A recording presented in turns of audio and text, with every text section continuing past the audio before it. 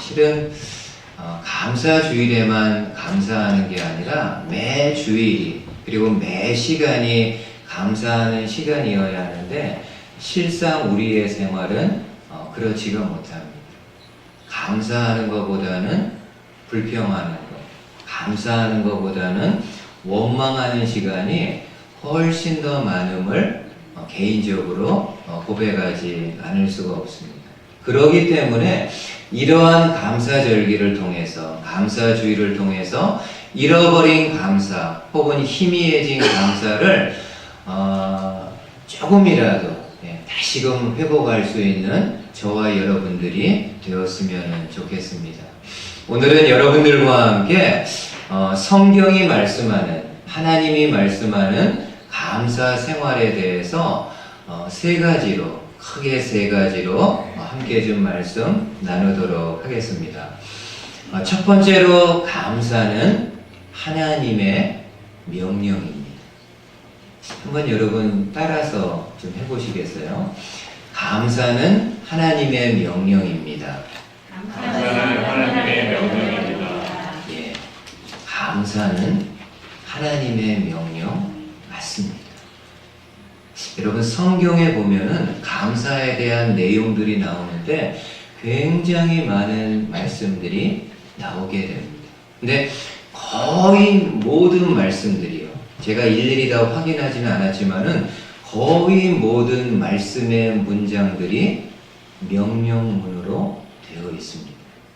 몇 개의 말씀을 좀 소개하면은 이렇습니다. 화면 한번 보십시오. 역대상 16장에 여호와께 감사하라. 그는 선하시며 그의 인자하심이 영원함이로다. 여호와께 감사하라. 명령입니다.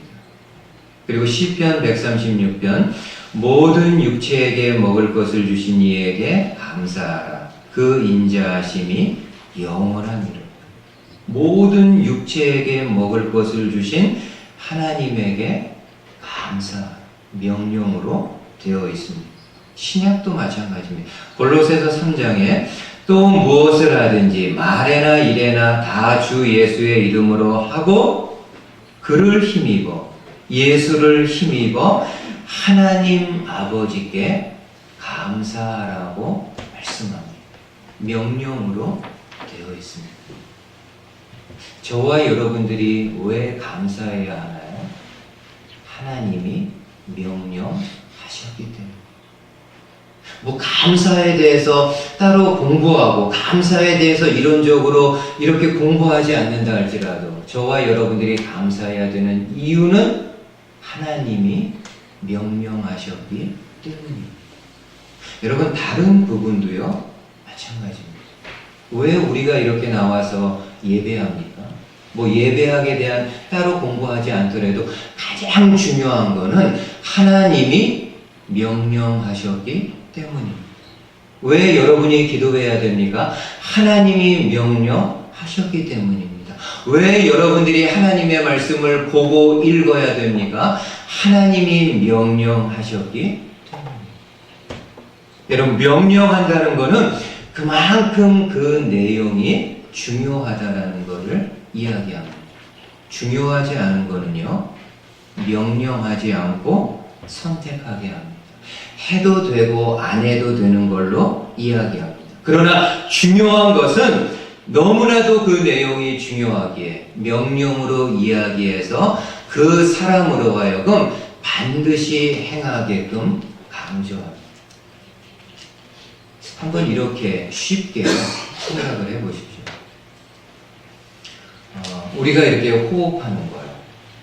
우리가 이렇게 호흡하는 거, 그리고 음식을 먹는 거는 해도 되고 안 해도 되는 선택사항이 아니라 반드시 해야 되는 겁니다. 호흡하지 않고 음식을 먹지 않으면 죽습니다. 마찬가지로 하나님이 말씀하기를 기도는 영혼의 호흡, 하나님의 말씀은 영혼의 양식이기 때문에 저와 여러분들이 해도 되고 안 해도 되는 선택사항이 아니라 반드시 해야 되는 일들입니다. 안 하면은 우리 영혼이 죽습니다. 그러기에 하나님은 기도하는 것과 말씀 보는 것은 반드시 해야 되는 일이기 때문에 명령으로 말씀합니다. 마찬가지로 감사도요, 성도에게는 너무나도 중요한 일이기 때문에 하나님이 명령으로 말씀하십니다. 바라기는 저와 여러분들이 감사에 대한 다른 지식, 다른 이론을 가지고 있지 않다 할지라도 하나님이 명령하셨다라는 이 말씀 하나만을 기억하고도 하나님 앞에 감사할 수 있는 저와 여러분들 되실 수 있기를 주님의 말씀으로 축복을 드립니다. 두 번째로 감사는 그냥 하는 것. 한번 여러분 더 따라서 한번 해보세요. 감사는 그냥 하는 것입니다. 감사는 그냥 하는 것입니다. 따라하면서도 좀 이상하죠? 감사는 그냥 한다? 예, 감사는 그냥 하는 거 맞습니다.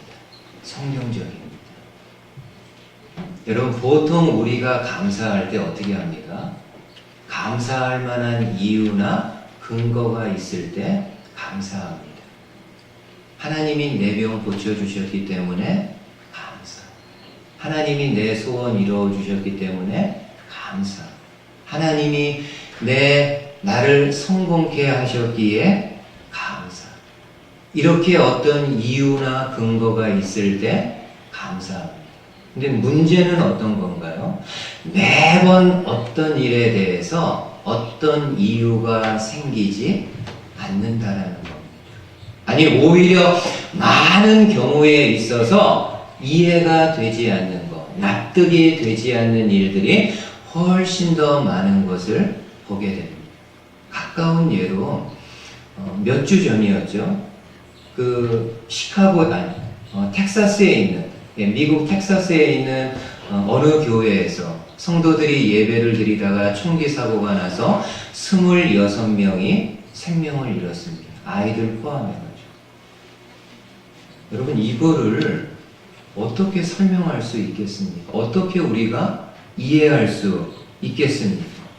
다른 장소, 다른 시간도 아니고 주일에 성도들이 교회에 모여서 하나님 앞에 예배드리고 있는데 총기 사고가 나서 누군가가 들어와서 총을 난사해서 아이들 포함해서 26명이 죽은 일에 대해서 어떻게 저와 여러분들이 설명할 수 있겠습니까? 어떻게 우리가 이해할 수 있겠습니까? 아주 오래된 일이지만은 제가 신학교 다닐 때 신학교 동기 부부가 있었습니다. 근데 이 두 사람이 신학대학원을 졸업하고 우간다 선교사로 나갔습니다. 근데 그 우간다에 가서 선교를 본격적으로 시작해 보기도 전에요, 그 지역에서 교통사고가 나 두 부부가 생명을 잃었습니다. 이걸 어떻게 설명할 수 있을까요? 이걸 어떻게 이해할 수 있습니까? 그 부부가, 그 친구들이 다른 것도 아니고, 유흥가에서 이상한 일 하는 것도 아니고, 다른 사람을 해롭게 하는 다른 것도 아니고, 그 우간다 지역에 가서 알지 못하는 사람들에게 그리스도의 복음을 전하기 위해서 청춘을 바치기 위해서 갔는데, 하지도 못하고 생명을 잃었을 때, 이걸 어떻게 우리가 이해할 수 있을까요? 이처럼 우리들 주변에는 이해가 되는 것보다 이해가 되지 않고 납득이 되지 않는 일들이 훨씬 더 많습니다. 그러면 그때마다 이해가 안 될 때마다 우리는 감사 안 해도 되나요? 감사할 이유도 없고 감사에 납득이 안 되니까는 감사를 안 해도 되나요? 아니면은 이해가 될 때까지, 납득이 되어질 때까지 감사를 보류하면 되나요? 그럼 언제 감사하고 언제 하나님 앞에 땡큐라고 말하겠습니까? 성경은 우리에게 이야기합니다. 그럼에도 감사하는 것. 감사는 그냥 하는 겁니다. 습관적으로 감사하는. 여러분, 우리는 습관적이라는 말에 좀 거부감이 있습니다. 예. 물론 습관적으로 신앙생활한다? 굉장히 안 좋은 신앙의 모습입니다. 근데 좀 다르게 이렇게 한번 생각을 해보십시오. 여러분, 누가복음에 보니까는 누가는 예수님의 기도 생활을 소개할 때 이렇게 이야기합니다. 예수님은 습관을 따라 감람산에 올라가 기도하셨다. 예수님이 어떻게 기도하셨다고요? 습관적으로, 습관을 따라 감람산에 올라가셔서 기도하셨다고 하는데 어떤 의미인가요? 예수님은 기도하는 것이 몸에 배어 있었음을 표현하는 겁니다. 예수님이 어떤 이유가 생겼고 어떤 문제가 발생했기 때문에 감람산에 올라가서 하나님 앞에 기도한 것이 아니라 아무 이유 없고 아무 이해가 되지 않는 상황이라 할지라도 하나님과 친밀한 관계로 기도한 것을 이야기합니다. 마찬가지로 감사도요, 마찬가지입니다. 습관적으로 감사한다는 것은 감사하는 것이 내 몸에 배어 있는 것을 이야기합니다. 내가 이해가 되고 어떤 이유가 있을 때만 감사하는 것이 아니라 아무 이유도 없고 설령 어떤 일에 대해서 이해가 되지 않는다 할지라도 습관적으로 그냥 감사하는 예수님의 모습을 닮아가는 모습입니다. 바라기는 저와 여러분들의 신앙생활이 쌓여갈수록 감사하는 것이 우리 몸에, 우리 뼈에, 우리 피에까지도 배어들 수 있는 저와 여러분들 되실 수 있기를 주님의 말씀으로 축복을 드립니다. 아멘. 마지막으로 하나 더. 감사는 범사에 하는 것입니다. 마지막으로 한 번 더 따라해 보세요. 감사는 범사에 하는 것입니다. 감사는 범사에 하는 것입니다. 제가 왜 안 하던 이런 거를 이렇게 여러분들 시키는가 하면요, 조금이라도 좀 기억을 좀 해달라. 귀로만 듣는 게 아니라 내 입으로 말해서 내 귀로 들으면은 조금 더 메모라이즈 할 수 있지 않을까 해서. 감사는 범사에 하는 거 맞습니다. 여러분, 이 말씀 보세요. 데살로니가전서 5장 18절에 범사에 감사하라. 이것이 그리스도 예수 안에서 너희를 향하신 하나님의 뜻입니다. 여러분, 성경 보다 보면은 하나님의 뜻이 무엇이라고 명확하게 이야기하는 거 솔직히 많지 않습니다. 근데 이 부분에 대해서는요, 분명히 이야기합니다. 어떤 게 하나님의 뜻이라고 이야기합니까? 범사에 감사하는 것. 성도인 저와 여러분들이 범사에 감사하는 것은 하나님이 원하시고 하나님이 기뻐하시는 뜻이라고 성경이 명명백백하게 밝혀줍니다. 범사는 어떤 의미인가요? 모든 일에 감사하는 것입니다. 모든 일에는 좋은 일도 있고 나쁜 일, 힘든 일 다 믹스 포함되어 있습니다. 여러분, 좋은 일에는 누구든지 다 감사할 수 있습니다. 바보 아닌 이상. 아니, 바보도요, 좋은 일, 기쁜 일에는 감사합니다. 그렇지 않습니까? 좋은 일고 기쁜 일, 복된 일이 생겼을 때는 성도들만 감사하는 것이 아니라 믿지 않는 세상 모든 사람들 다 감사합니다. 근데 문제는 어떤 건가요? 안 좋은 일을 만났을 때, 힘든 일이 생겼을 때, 과연 이때에도 감사할 수 있는 것. 나쁜 일, 힘든 일, 좋지 않은 일 다 범사, 모든 일에 들어가는 범주입니다. 과연 안 좋은 일에도 내가 감사할 수 있는 것. 주님은 말씀합니다. 힘들겠지만 감사하라. 그리고 이것은 하나님을 향한 믿음이 있을 때 우리가 그렇게 할 수 있어요. 여러분들 여러분들 한번 잠깐 생각해 보세요. 여러분들이 믿고 있는 하나님은 어떤 분이십니까? 우리가 믿고 있는 하나님 어떤 하나님으로 믿고 계신가요? 뭐 여러 가지가 있겠지만요. 우리가 믿고 있는 하나님 어떤 분이신가 하면은 당신의 백성을 먹이시고 입히시는 하나님이십니다. 한번 이 말씀 보세요. 마태복음 6장. 공중의 새를 보라. 심지도 않고 거두지도 않고 창고에 모아들이지도 아니하되 너희 하늘 아버지께서 기르시나니 원하는 먹이시나니 너희는 이것들보다 귀하지 아니하니라.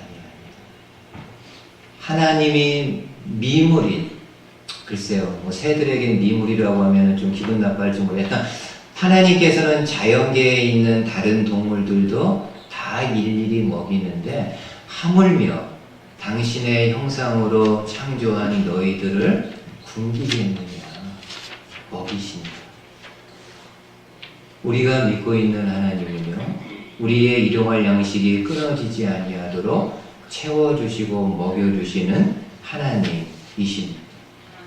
또 저와 여러분들이 믿고 있는 하나님 어떤 하나님이신가요? 마지막으로 로마서 8장 말씀 보세요. 로마서 8장에 우리가 알거니와 하나님을 사랑하는 자 곧 그의 뜻대로 부르심을 입은 자들에게는 모든 것이 합력하여 선을 이루는. 우리가 믿고 있는 하나님 어떤 분입니까? 모든 것을 합력해서 우리 각각의 개인에게 일어나는 모든 일, 좋은 일, 나쁜 일, 힘든 일, 모든 것을 합력해가지고 결국에는 선을 이루시는 분이라고 말씀합니다. 여러분, 하나님은, 우리가 믿고 있는 하나님은 좋은 일들만을 싹 이렇게 모아가지고 선한 결과를 이루시는 것이 아니라 좋은 일, 힘든 일, 나쁜 일, 고난스러운 이 모든 일들을 다 결국에는 묶어가지고 선을 이루어주시는 분입니다. 그러기에 저와 여러분들이 범사에 힘들고 어렵고 안 좋은 일에도 그냥 감사할 수 있어요. 왜요? 나중에, 언제일지는 모르겠지만 나중에는 결국에 그 모든 일들을 통해서 나에게 선을 베풀어 주시는 하나님이기 때문입니다. 이러한 하나님에 대한 믿음이 있다고 한다면은 좋은 일에만 감사하지 않고 모든 일에, 범사에 감사할 수 있습니다. 여러분, 감사는 하나님의 명령입니다. 그리고 감사는 그냥 하는 겁니다. 몸에 배이게. 그리고 감사는 범사에 하는 것입니다. 이런 성도님들 되실 수 있기를 주의 말씀으로 축복을 드리겠습니다. 아멘. 기도하겠습니다.